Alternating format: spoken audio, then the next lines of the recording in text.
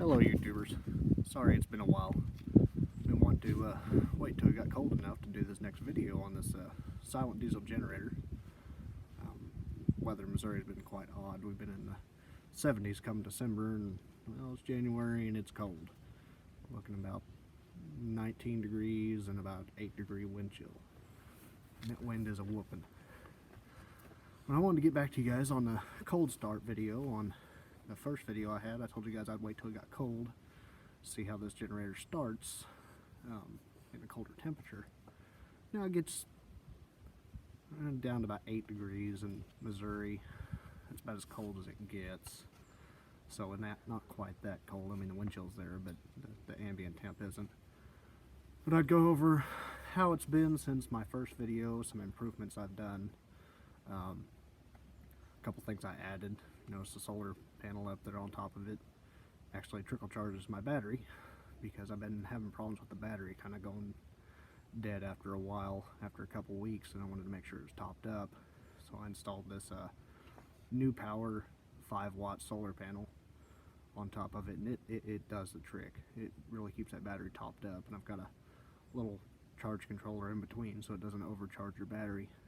I think everybody needs a solar trickle charger on anything that they have that has a battery. It really gives you peace of mind knowing you're going to go out there and it's going to start.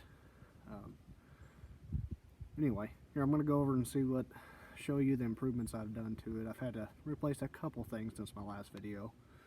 I'm going to go into a few other things a little more in depth that you guys asked for from the first video. Notice I got a new cover my wife got me for Christmas for the little gen set, so it stays outside and at least it's out of the weather now. Anyway, let me get this cover off and we'll go through it. Alrighty, got the cover off.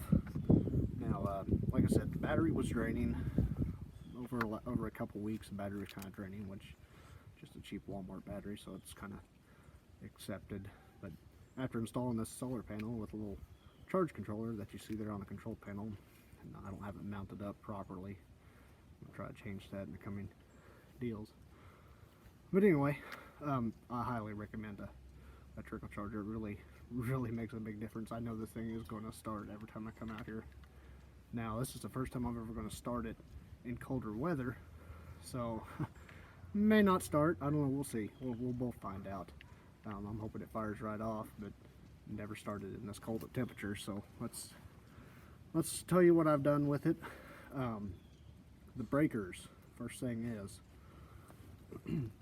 the breakers. It's supposed to have two 20 amp breakers and one 30 amp breaker for each outlets, you know, that they're attributed to.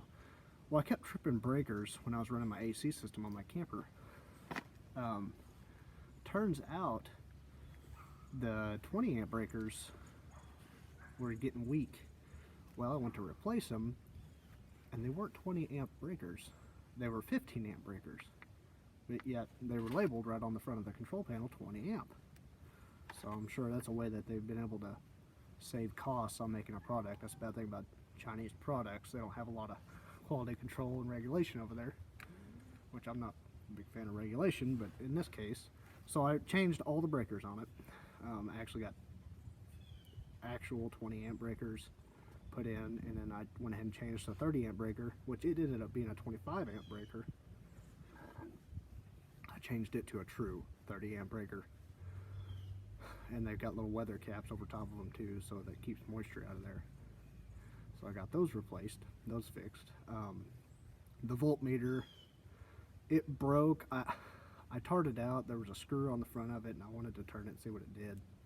Ended up breaking the meter, so it wasn't reading proper voltage like it's supposed to. So I went ahead and replaced that meter. Or the meter was really cheap. It was like 10 bucks.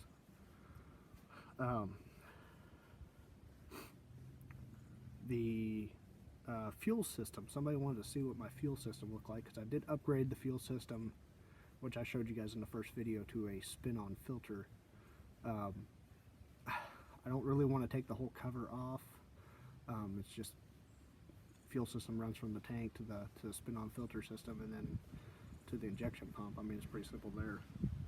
But we're going to see how this cold starts now. Now, I've not cut my top hatch for a decompression lever access, so we're going to try to start this without using the decompression lever. The battery should be topped off. I'm going to unplug my solar panel just to keep it from backfeeding and maybe damaging it. That's why I got a connector in there on it. And we're going to see if this thing starts. Like I said, it is an 8-degree wind chill, about 19 degrees ambient temperature. Should be sufficient for a good cold start.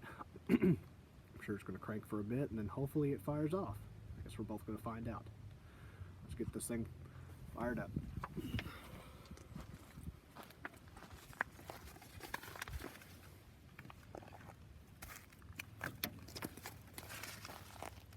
Don't mind the pajamas, sorry.